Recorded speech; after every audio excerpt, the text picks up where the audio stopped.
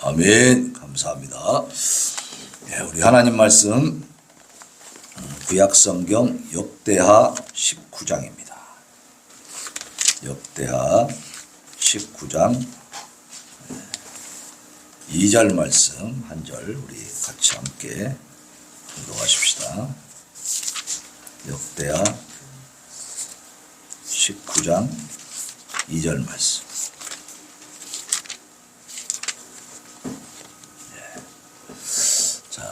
다 같이 분독합니다. 시작.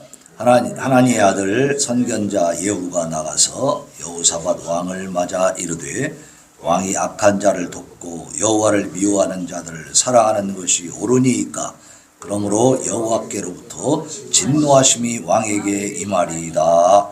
아멘. 이 시간에 악한 자를 돕는 것이 옳으냐 하는 제목으로 이성균 목사님 나오셔서 말씀 전해 주시겠습니다. 많은 은혜 받으시기 바랍니다.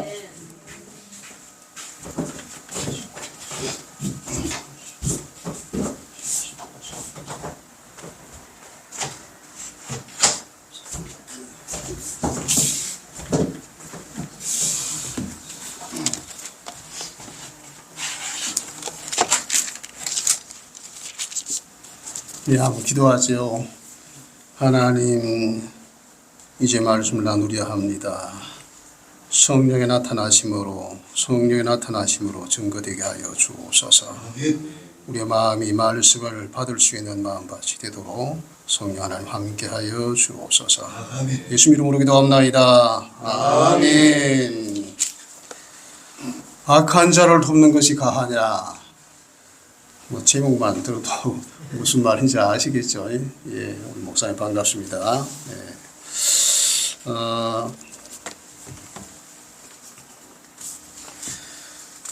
이번에 총선을 통해서 저도 그렇지만 여러분들도 마음이 몹시 안 좋았을 줄로 압니다. 많이 상했을 것이고 왜 이럴까 그런 생각을 했을 거예요.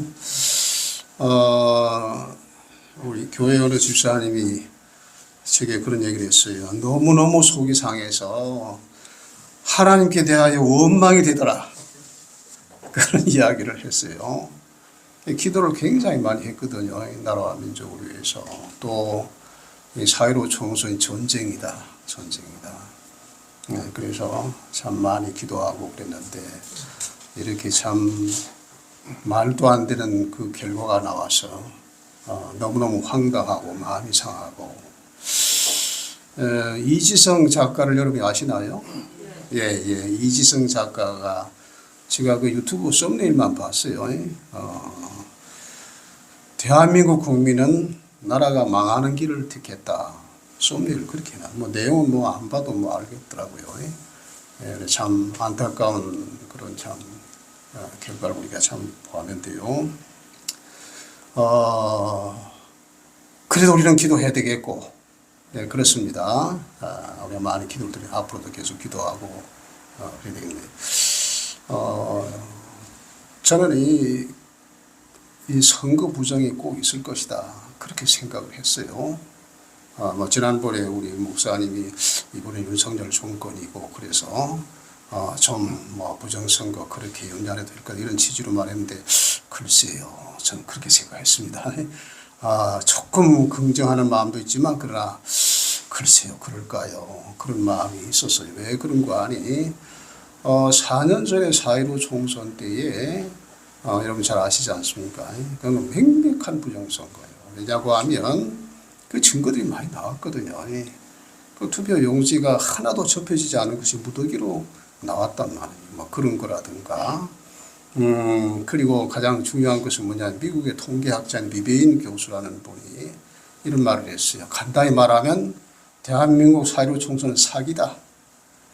그 통계는 속일 수 없거든요. 통계는 속일 수가 없어요. 이건 사기다. 이번에도 역시 마찬가지입니다. 어떻게 사전투표는 그렇게 무조건 그렇게 표차가 나느냐 이 말이에요. 그거 하나만 봐도 수상한 거예요. 제가 그런 얘기를 합니다. 사전선거 투표하는 사람 외계인이냐? 그런 말이에요. 아니 외계에서 왔나? 그럼 대한민국 사람 아니냐? 그런 말을 했어요. 이런 것도 그렇고 또 그 다음에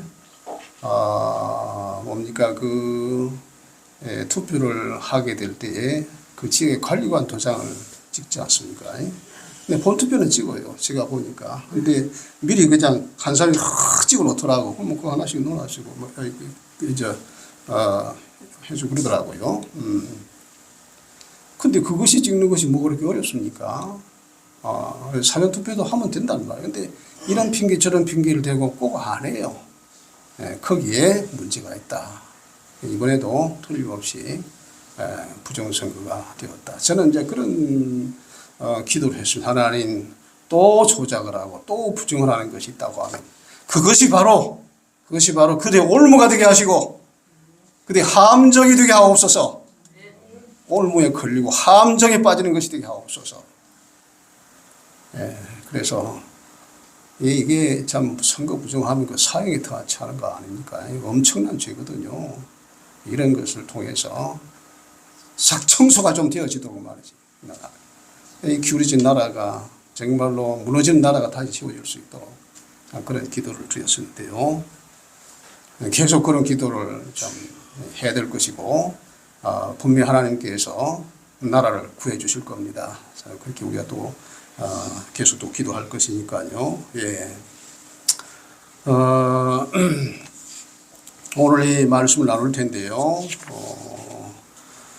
악한 자를 돕는 것이 누구냐? 선교자 예후가 여호사밧 왕에게 말한 것입니다.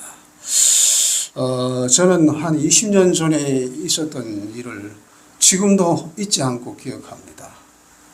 저 서울의 소망교회, 곽선희 목사님 교회죠. 소망교회에서 북한에다가 평양 과학기술대학교를 지어주었어요. 여러분 기억하실 겁니다. 뭐 20년 전이니까는 나이가 좀 적은 걸 잘 모르기도 할 겁니다만은 우리 양목사님 기억하세요? 예. 그런데 얼마를 들여서요? 돈 얼마쯤 들여가지고? 450억이에요. 450억. 이 어마어마한 돈을 들여가지고 그 대학교를 세워준 거 아닙니까? 참 안타까운 이야기입니다. 왜 그랬을까요? 하나님의 사랑으로 또 저들을 도와주면 저들 마음이 열리고 또 서로 왕래가 되어지고 말이지 개방이 되어지고 성교의 문도 열리고 그렇게 되지 않을까. 좋은 생각으로 그렇게 했을 거예요. 그런데 좋은 생각과 옳은 생각은 같습니까? 틀립니까? 그건 같을 수가 없는 거예요. 좋은 생각이라고 다 옳은 것은 아니에요. 옳은 건 아니에요. 좋은 생각을 했을 거예요. 그리스도의 사랑으로 도와주자. 그리고 이렇게 참 지식인들 많이 길러내가지고 또 나라가 또 잘 살게 되고 얼마나 좋을까. 서로 교류도 하고 그러면 마음문도 열리고 왕래가 되어지게 되고 그래서 서로 소통이 되어진 가운데 또 통일도 되어질 것이다라고 하는 기대를 가지고 또 그것이 하나님의 사랑을 나타내는 것인 줄로 그렇게 알고 했던 것 같아요. 그런데 저는 그때에도 아니올시다. 이건 대단히 잘못된 것이다. 잘못된 것. 왜 이런 어리석은 짓을 할까? 어리석은 짓을. 그 큰 교회가 또 이름 있는 목사님이 왜 분별 없이 저렇게 할까? 그런 안타까운 마음을 가졌습니다. 여러분, 에베소서 6장 12절에 보면 우리의 씨름은 혈과 육에 대한 것이 아니요 정사와 건수와 어둠의 세상 주관자들과 하늘에 있는 악의 영들에게 대함이니라 그랬어요. 예, 영적인 싸움, 영적인 싸움. 영적으로 보면 도울 일이 아니에요. 싸워야 될 대상이지 도울 일이 아니다 이 말이죠. 그런데 도와준다고. 그렇게 하면 좋은 그 결과 나타날 것이라고. 그렇게 했다 이런 이야기입니다. 여러분, 자 그래서 그 과학기술원 대학교를 세워줬는데 결국 사회주의 혁명정신을 교육하는 김일성, 김정일 사상연구센터가 되었습니다. 그리고 대학교 캠퍼스 내에 뭡니까? 김일성 영생탑도 탁 세워놓고 말이죠. 그리고 거기에 말입니다. 대학 교수도 50%는 남한에서 이렇게 좀 보내주도록 그렇게 하자 했는데 웬걸 하나도 받아들인 거 없어요. 그저 옴싹 450억을 갖다 그냥 갖다 줘버린 것이 되는 겁니다. 그건 누구 돈입니까? 하나님의 것이에요. 하나님의 것을 갖다가 하나님의 원수, 그리스도의 원수에게 갖다 바친 거단 말이에요. 이 얼마나 황당하고 얼마나 어리석은 일입니까? 그래서 저같이 참 조그마한 교회 목사고 그런데 별 볼 일 없어 보여. 그런데 나도 이렇게 아는데 왜 그런 것을 모를까? 너무너무 답답하고 안 돼. 그래서 그때 일을 생각하면 지금도 안 잊어버려. 20년 전의 일인데 지금도 안 잊어버려요. 어찌 그럴까 말이야. 어떻게 이렇게 분별이 없을까? 여러분 개성공단도 했지 않습니까? 박근혜 정부 시절에 개성공단 이렇게 참 했었는데 저는 그때도 이거 괜히 쓸데없는 짓 한다. 결국은 실패하고 말 거다. 이게 도와줄 일이 아니거든요. 이건 동서도과는 달라요. 이게 동서도과는 달라요. 저기 북한은 어떻습니까? 저기는 김일성 왕조 체제이면서 하나님을 대적하는 체제이고 세계 10대 종교 중에 하나예요. 종교적으로 말하면 이단이란 말이에요. 아니 그런데 하고 무슨 뭐 도와주고 같이 왕래하고 할 겁니까? 개성공단 저 오래 못 갈 거야. 저거 틀림없이 저거 실패할 거야. 그렇게 제가 얘기하고 제가 이제 친구 장로입니다만 서울에 있어요. 이 건축업도 하고 다른 공장도 하고 그러는데 이번에 개성공단에 들어가서 뭘 좀 일을 하나 좀 하려고 그러는데 그랬는데 저를 비롯해서 친구들이 아니야. 그런데 가는데 아니야. 가려고 해도 그만뒀어요. 그래가지고 얼마 안 가서 철수해버렸다고요. 그렇게 하는 게 아니에요. 그건 그리스도의 적입니다. 뭘 왕래하고 그럴 게 아니에요. 그리고 그 사단의 하는 행태는 뭡니까? 주님께서 말씀하셨어요. 도적이 오는 것은 도적질하고 죽이고 멸망시키는 것 뿐이요. 내가 온 것은 양으로 생명을 얻게 하고 더 풍성히 얻게 하려 함이라. 도적이 누구를 말하는 겁니까? 사단을 말하는 거예요. 그러니까 저 북한 체제가 또 그와 같아. 맨날 도적질하고 죽이고 멸망시키는 일만 해왔어요. 맨날 남한에서 도와주면 그거가 받아먹고 입싹 닦아버리고 말이지. 그냥 울고 내려고 말이지. 그렇게 하고. 그리고 얼마나 죽이는 일 많이 했습니까? 1.1 사태라든지, 아웅산 사태라든지 말이지. 판문점 돕기 만에, 갈리 폭파사건. 이런 말할 수 없죠.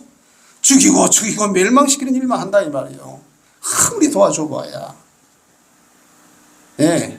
그래, 우리가 영적으로 그것을 잘 봐야 되는 것인데요. 참 분별이 없어가지고 참 그런 일이 있었습니다만은. 여러분, 그래서, 여러분, 제가 그런 생각을 해봤어요. 450억이면 북한은 무너뜨릴 수도 있을 텐데, 그런 생각을 해봐요. 어떻게 무너뜨릴 건가? 어떤 게 진실폭탄입니다. 진실폭탄. 왜 그렇습니까? 북한은 거짓의 나라예요. 전 김일성이 아니잖아요. 김일성이 아니고 김성주라. 그 동생 김영주고 우리 다 잘 아는 사실이에요. 그 이름부터 거짓이야. 남의 이름을 도용을 해가지고 말이지. 지가 김일성 장군인 것처럼 하고. 그러니까 자기 이름도 남의 도둑질하고 거짓말하고 말이지. 역사도 바꾸고 말이지. 6.25도 그냥 남한이 북을 침공했다고. 맨날 거짓말하고 거짓말하고. 사단이라는 거짓의 나라입니다. 속이는 나라고요. 자, 그래서 하여간, 뭡니까. 이 450억을 가지면 말이죠. 북한을 충분히 무너뜨릴 수 있다. 그게 뭐냐. 진실폭탄. 제가 얘기한 것이 아니고 어떤 탈북자, 풍선사역을 하시는 분이에요. 이민복 선교사 아십니까? 이민복은 몰라도 누구요? 박상학은 잘 아시죠? 왜 박상학은 잘 아십니까? 박상학 나발을 불거든. 나발을 불. 아이고 이번에 어디 가서 삐라 보낼 거야. 이번에 저기 가서 삐라 보낼 거야. 왜 그렇게 합니까? 그래야 후원금도 많이 들어오고 그러거든요. 그런데 이민복 선교사는 그런 거 아니에요. 전혀 그런 거 아니에요. 근데 이제 우리 교회도 이제 협력 선교로 지금도 아마 보내고 있을 거예요. 제가 은퇴하고 뭐 오래됐지만 기도적 보내고 있을 거예요. 예, 잘 알려지지 않은 분이에요. 우리 교회 와가지고 간증도 하고 그런 일이 있었는데요. 어떻게 이 진실폭탄이냐 하는 건 저는 거짓의 나라니까 진실만 들어가면 무너진다 이거예요. 그 말이 맞잖아요. 그럼 어떻게 진실폭탄이냐? 삐라사역, 풍선사역으로 그 풍선을 보내고 하는 걸 개발한 사람이 바로 이민복 선교사입니다. 박상학에도 그런 방법으로 그렇게 보내거든요.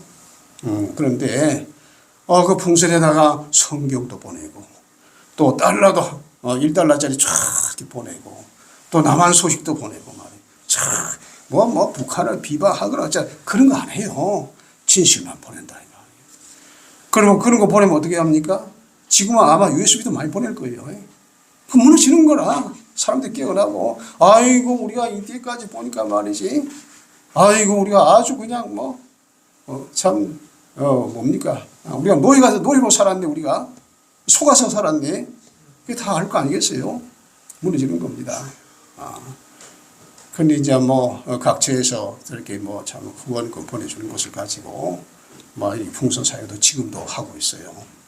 지금도 계속 하고 있는데 이제 가끔 제게 이제 메일로 보내오고 선교 활동도 보고하고 이제 그렇습니다만은 그래서 북한에서 무서워하는 건 가장 그게 제일 무서워하는 거라. 그리고 옛날에 박근혜 시대에 그때 무슨 북한에 내려왔지 않습니까? 얼마 남이 있었고 그러는데 그때 국방장관이 누구였습니까? 나 이름 잊어버렸네. 이인영? 예. 이인영? 이인영 말고 저 박근혜 정권 시절에 김 누군데? 그 화장실에 가는데 북한이 그 장성이 화장실에 따라와서 제발 살려달라고 그러면서 대북 확성기 제발 좀 하지 말라고 그것 좀 보내지 말라고 그래 사정하더라. 근데 문재인 정권 때 들어와서는 시키지도 않았는데 그냥 싹 없애버렸어. 그렇게 진실을 무서워하는 거예요. 지금 진실 폭탄, 삐라가 얼마나 무서운지 몰랐어요. 자신의 진실이 밝혀지니까요. 예. 여러분, 사실 말이죠. 우리나라가 이렇게까지 어려워지고 된 것은 여러 가지 그 책임도 있겠지만은 무엇보다도 우리 성도들과 목사님 책임이에요. 나라가 이렇게까지 된 거죠. 우리가 참 진실편에 서야 되는 것이고 말입니다. 영적인 분별을 해야 되는 거죠. 그래서 싸울 대상을 바르게 알고 이 영적인 전쟁이거든요. 그것을 알지 못하고 지지하지 말아야 사람도 지지하고 이번에도 그러지 않습니까? 특별히 전라도 지역 말입니다. 참 안타까운 일이에요. 오늘 본문의 얘기는 여러분이 잘 아십니다. 잘 아시는데 이 여호사밧이라고 하는 사람은 왕인데 아사왕 다음에 왕이 된 사람인데요. 아주 참 진실한 사람이라고 해야 할까요? 하나님을 경외하는 자였습니다. 그래서 그 17장부터 쭉 보면은 여호사밧에 대한 이야기가 쭉 나옵니다만은 그 바알 산당을 다 제하고 옳은 길로 조상의 다윗의 길로 행하여서 바알들이 구하지 아니었다. 오직 그 하나님 앞에 하나님께만 구했다. 6절에 보면 그가 전심으로 여호와의 길을 걸어 산당들과 아세라 목상들을 유다에서 제거했더라. 이런 그 개혁 정책을 쭉 썼습니다. 그리고 율법책을 가지고 백성들이 가르치기도 하고 말입니다. 예, 그랬더니 10절에 보면 17장 10절에 보면 여호와께서 유다 사방의 모든 나라에서 두려움을 주사 여호사밧과 싸우지 못하게 하시며 블레셋 사람들 중에서는 여호사밧에게 예물을 드리며 은으로 조공을 바치고 아랍의 사람들 짐승되고서 이렇게 조공을 바치고 말이에요. 이렇게 강한 나라가 되고 부강한 나라가 되고 그랬단 말이죠. 그런데 이제 18절에 와서 이상한 일이 발생을 하게 되는데요. 18장에 와서 보면 여호사밧이 부귀와 영광을 크게 떨쳤고 아합 가문과 혼인함으로 인척관계를 맺었더라. 아합 가문과 사돈관계를 맺었어요. 왜 사돈을 맺었습니까? 그러니까 동맹을 하자는 것이죠. 그리고 뭡니까? 아합이 이스라엘이나 유다나 다 같은 한 핏줄이고 아브라함의 자손이고 우리 한 동족이지 않냐? 우리 하나 힘을 합치자. 그럼 우리가 강하게 될 것이다. 그래서 혼인을 했던 거 아닙니까? 이게 가장 큰 실책입니다. 자, 그리고 이제 3절에 보면 이렇게 되어 있어요. 이스라엘 왕 아합이 유다 왕 여호사밧에게 이르되 당신 나와 함께 길라 라모스로 가시겠느냐? 하니 여호사밧이 대답하되 나는 당신과 다름이 없고 내 백성은 당신의 백성과 다름이 없으니 당신과 함께 싸우리다 하는지라. 길라 라모스로 가자. 이거 원래 우리 땅인데 저 아람이 점령했어. 그래서 우리가 빼앗으러 가는데 당신 함께 가겠소? 가겠나이다. 혼인도 같이 뭡니까 사돈도 맺었고 군사동맹도 하게 되는 거예요. 군사동맹도 하는 거예요. 이게 뭡니까 아합에게 큰 실책이 된 거다 그 말이죠. 자, 그래서 이제 싸우러 가는데 여호사밧은 그래도 하나님을 경외하는 사람이니까 그래도 우리 전장에 나가려면 하나님께 좀 물어야 되지 않겠습니까? 뭐 선지자 없어요? 이거 선지자 있습니다. 그래 불러 모으세요. 불러 모았는데 400명이 왔습니다. 그래서 우리가 길라 라모스 갈까 말까? 예, 왕씨 가소서 가면 하나님께서 승리를 주실 것입니다. 그때도 여호사밧 이 사람들 말고 또 한 사람 없을까요? 그랬더니 아합이 뭐라고 합니까? 한 사람 있기는 있는데 니물라의 아들 미가야가 있는데 그 친구는 항상 불길한 영험을 해. 기분 나빠. 그래도 그런 말씀 없어서 한번 불러봅시다. 왔어요. 물으니까 뭐라고 합니까? 와가지고 여기 이제 그 18장 16절 하반절에 보면 여호와의 말씀이 이 무리가 주인이 없으니 각각 평안한 자기들의 평안히 자기 집으로 돌아갈 것이니라 하셨나이다. 이스라엘 백성이 주인이 없다. 그 주인이 없다는 말은 무슨 말입니까? 하나님이 안 계시다 그 말이에요. 하나님이 왕이시고 하나님이 주인이신데 누가 주인이요? 아합이 주인이고 우상이 주인이요. 그러니까 안 된다 이거예요. 각기 평안히 집으로 돌아가라. 전쟁에 나갈 필요 없다. 이야기를 한 거예요. 그 밑에 이제 환상을 본 걸 쭉 말하긴 하는데 뭐 시간 관계상 제가 뭐 길게 얘기 안 해요. 여러분 뭐 잘 아시는 내용입니다만은 어쨌든 이제 이렇게 해가지고 그러면 이 모르는 말을 들었으면은 아합은 어쩔 수가 없지만은 여호사밧은 이게 하나님의 뜻이 아니에요. 우리 가지 맙시다. 이렇게 해야 되는데 그냥 따라갔단 말이에요.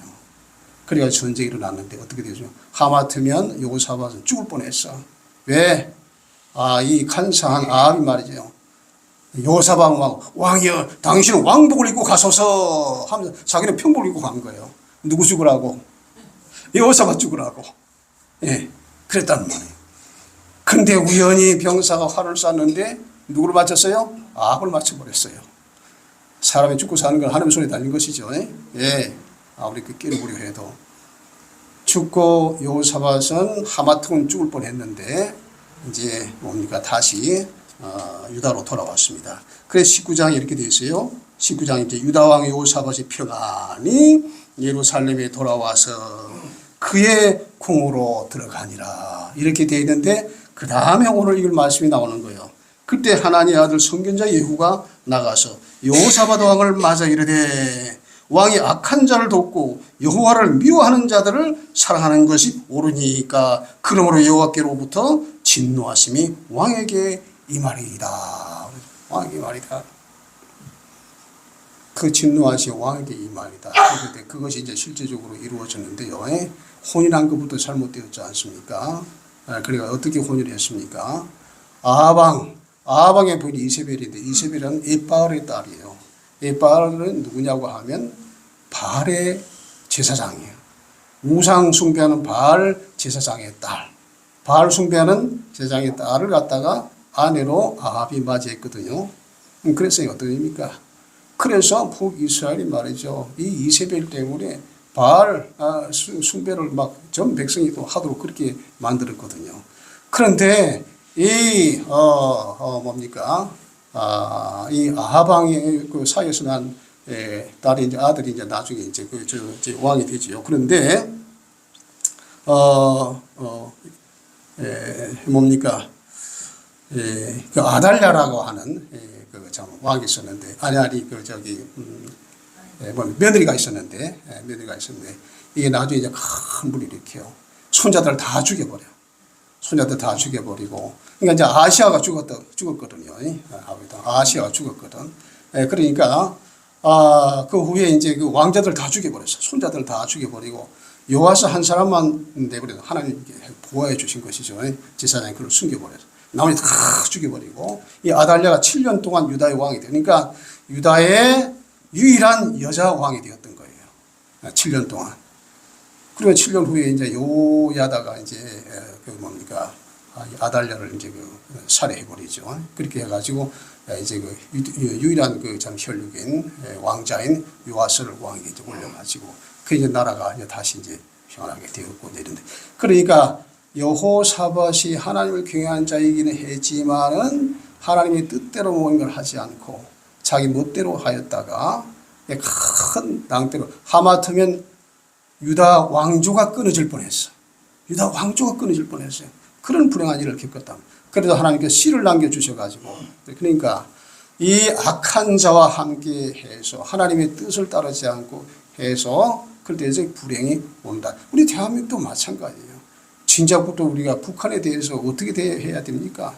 전 우리 적이고 협상의 대상도 아니고 가만 내버려둬도 돼요. 저는 그런 얘기를 합니다. 북한은 그냥 가만 내버려둬도 무너질 텐데 뭐하러 도와준다고 하고 뭐하러 무슨 뭐 회담을 한다 하고 뭐 남북 왕래 그럴 필요가 없어. 그냥 스스로 무너질 거야. 제가 그런 얘기들 많이 했어요. 도와준다고 해봐야 해봐 소용없는 거예요. 저거는 왜 그렇습니까? 저거는 적그리스도의 체제예요. 적그리스도의 체제예요. 저는 거짓의 나라예요. 그건 뭐 협상으로 될 일도 아니에요. 저들의 일평생 꿈은 뭐예요? 남한을 정복해서 적화해서 자신의 나라를 만들고자 하는 것이고 제가 자주 성도에 그런 얘기했습니다. 저 북한의 김정은의 내일평 소원한 핵무기 제가 그런 말을 했어요. 내일평 소원 핵무기 늘 뭐 그런 사람이란 말이에요. 아무리 협상을 하고 아무리 평화문을 해봐도 핵이 없으면 살 수, 쌀은 없으면 살아도 핵은 없으면 못 산다는 사람들이 저 사람들이. 그게 안 되는 거예요. 저거는 사탄의 나라예요. 그게 안 되는 거예요. 자, 여러분 고린도후서 6장 14절 16절에 보면은 이런 말씀이 있어요. 우리가 믿지 않는 자와 결혼하지 말라는 그런 말씀인데요. 너희는 믿지 않는 자와 멍에를 같이 하지 말라. 의와 불법이 어찌 함께하며 빛과 어둠이 어찌 사귀며 그리스도와 벨리알이 어찌 소화되며 믿는 자와 믿지 않는 자가 어찌 상관하며 하나님의 성전 우상과 어찌 일치가 되냐. 우리는 살아계신 하나님의 성전이라. 하나님의 백성은 하나님의 성전이에요. 이 성전이 어떻게 우상하고 뭘 하겠냐 이 말이죠. 그러니까 이 뭡니까 여호사밧도 잘못한 것이고요. 이 대한민국도 이 정책이 잘못되어서 뭐 북한과 뭐 교제하고 뭐 북한을 뭐 도와주고 이거 잘못된 거다 이 말이죠. 참 얼마나 안타까운 일입니까? 여러분 오늘 말씀은 오늘 이 시대를 살아가는 우리 대한민국 교회에게 주신 메시지 경고, 특별히 주의 종들에게 주시는 경고다 이렇게 받으셔야 합니다. 이렇습니다. 너희가 악한 자를 돕는 것이 옳으냐? 하나님의 미워하신 자를 사랑하는 것이 가하냐? 나라를 사회주의 공산주의로 바꾸는 자들을 지지하는 것이 옳으냐? 교회를 대적하는 세력, 적기도의 세력을 지지하는 것이 옳으냐? 목사들아, 성도들아, 이렇게 지금 말씀하시는 거예요. 이렇게 말씀하시는 거예요. 그런데도 지금도 많은 목사님들이 우리 한 동조니까 도와야 돼. 사회주의 공산주의로 하는데도 너 돕는다고 그래. 표를 줘. 지지해.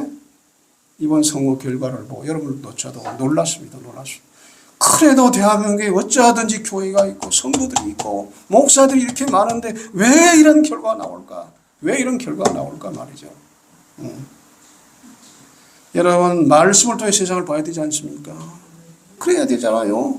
나는 이것이 좋아 저것이 좋아가 아니라 말씀을 통해서 말이죠. 과거에 서울 그 시장 오세훈이 지금 시장이지만 그 전에 시장했지 않습니까?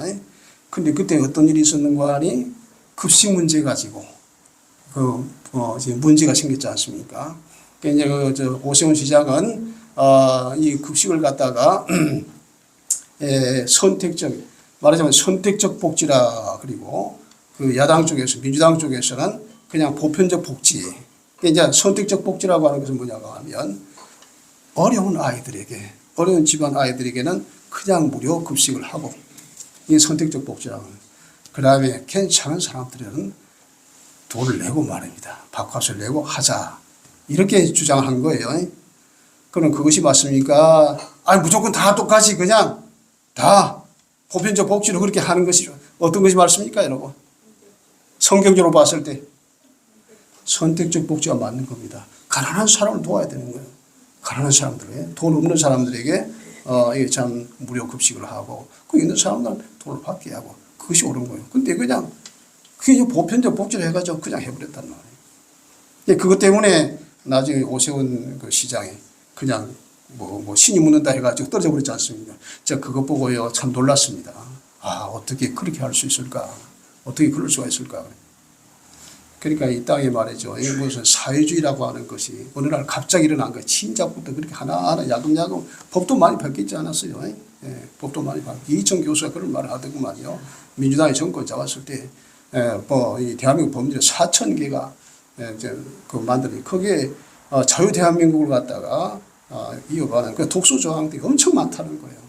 엄청 많아요. 그러면 이제 그 우파 정부에 들어서서 이 법을 갖다 다시 이제 조정을 해야 돼요. 다시 이걸 수정을 하고 또 없앨 것을 없애 그렇게 해야 된다는 말이에요. 근데 그게 이제 할 수가 없는 거예요. 법이 만들어져서 이제 그대로 해야 된다는 말이에요. 그러니까 결국은 사회주의 공산주의로 가는 거라 이제 가만 내버려 두는 말이에요. 가는 거라 이 말이에요. 참 안타까운 일 아니겠어요. 그러면 이 모든 책임이 누구에게 있느냐? 정치하는 사람들 책임 물론 있겠지만은 무엇보다도 교회가 깨어있지 못해요. 교회가 세상을 보지 못해서 말씀을 통해서 세상을 보고 분별하고 우리가 영적으로 이런 것을 다 분별해야 돼요. 그런 것이 없어요. 목사님들도 그러고 성도들도 그러고 그렇다. 이게 얼마나 안타까운지 몰라요. 그래서 정말 어려운 그런 시대를 살아가고 있는데요.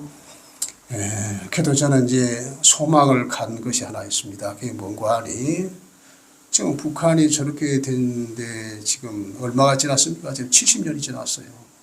하나님께서 유다 백성을 바벨론의 포로로 그렇게 참 보내버렸는데 미리 예레미야를 통해서 말씀을 70년이 차면 다시 돌아오게 하겠다. 70년 만에 돌아왔지 않습니까? 지금 얼마 되었어요? 70년이 지났어요. 6.25 동란 이후로 70년이 지났습니다. 그래서 그 유다의 포로 기한을 생각하면 하나님께서 이 포로된 저 북한 백성을 다시 회복시킬 것이다. 북한의 백성들 이제 지금 성도들이 얼마나 남았는지 모르겠어요.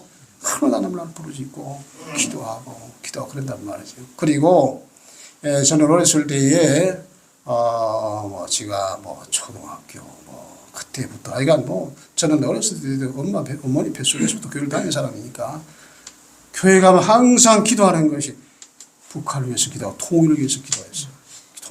집사님이 장로님이 기도할 때도 남북 통일을 주시라고 북한을 해방시켜 주시라고 그 기도가 계속 이어져 왔어요. 지금 많이 시들해졌어. 그러나 그 기도를 하나님이 들으십니다. 들으실 거예요. 그래서 우리가 의로워서가 아니고 우리가 잘해서가 그런 것이 아니라 대한민국 정치를 잘해서가 그런 것이 아니라 하나님께서 저 북한을 불쌍히 여기시고 저 부르짖는 백성을 보시고 북한은 어떤 땅이냐고 하면 고아와 가부의 땅입니다. 성경에서 가난한 자를 표현할 때는 항상 고아와 가부를 도와주며 그렇지 않습니까? 북한이 고아와 가부의 땅이에요. 흑암과 사망의 그늘에 앉은 백성이요. 하나님께서 그걸 비추 주실 것이고 회복시켜 주실 것이고 1907년 평양 대부흥운동 얼마나 놀랍습니까? 회개운동만 그래가지고 붕의 폭발이 일어났지 않습니까? 그 장대현 교회 장대현 지금 어떻게 되었습니까? 그 자리에 김일성 동상, 김정일 동상이 크게 서 있죠. 제가 그런 기도, 하나님 저 미운 우상을 산산조각내게 하시고 그 산산조각은 온 세상 백성이 다 볼 수 있게 하옵소서. 그리고 또 방방곡곡에 3-4만 개의 우상이 세워져 있대요. 그거 다 무너지게 하시고 거기에 주님의 교회가 세워지게 하옵소서. 그런 기도를 드렸어요. 그렇게 될 줄로 믿습니다. 우리가 의로워서가 아니고 우리가 잘해서가 아니고 정치를 잘해서가 아니라 하나님께서 이 백성의 기도를 들으시며 북한의 백성을 불쌍히 여기시사 또 저기에 생명의 빛을 비추기 위해서 통일을 시켜주실 줄로 믿습니다. 자, 그래서 우리가 그런 소망과 기대를 가지고 또 더욱 기도하는 나와 여러분 되시기를 주여 축원드립니다. 기도합니다. 주 하나님 감사합니다. 주님을 찬송합니다. 모든 것은 우리 주 하나님의 손에 있습니다. 하나님 아버지여 참 어려운 시대를 살아가고 있습니다. 하나님 아버지여 이렇게 어려운 시절인데 주여 분별하지 못하고 깨어지 못하는 것이 참 얼마나 많으십니까? 이 시대를 살아가는 모든 주의 종들 다 눈을 열어 보게 하시고 귀를 열어 듣게 하여 주시옵시고 때를 따라 나팔을 불 수 있는 그러한 주의 종들 다 되게 하여 주시옵소서. 하나님 아버지여 이 나라를 살려주시고 하나님 아버지 또한 북한을 살려주시기 위해서 저 백성을 해방시켜 주시기 위해서 저 땅에 빛을 비추기 위해서 저 땅의 백성의 구원을 위해서 이 나라를 살리시고 지켜주시기를 간절히 원하고 기도하옵나이다. 하나님 아버지 저희들이 또한 항상 기도할 것입니다. 저희들의 기도를 들으시는 주님을 찬양합니다. 하나님 아버지 항상 나라와 민족을 또 북한을 품고 항상 기도하는 이 자리 모든 주의 성도를 되게 하여 주시옵소서. 예수 이름으로 기도합나이다. 아멘.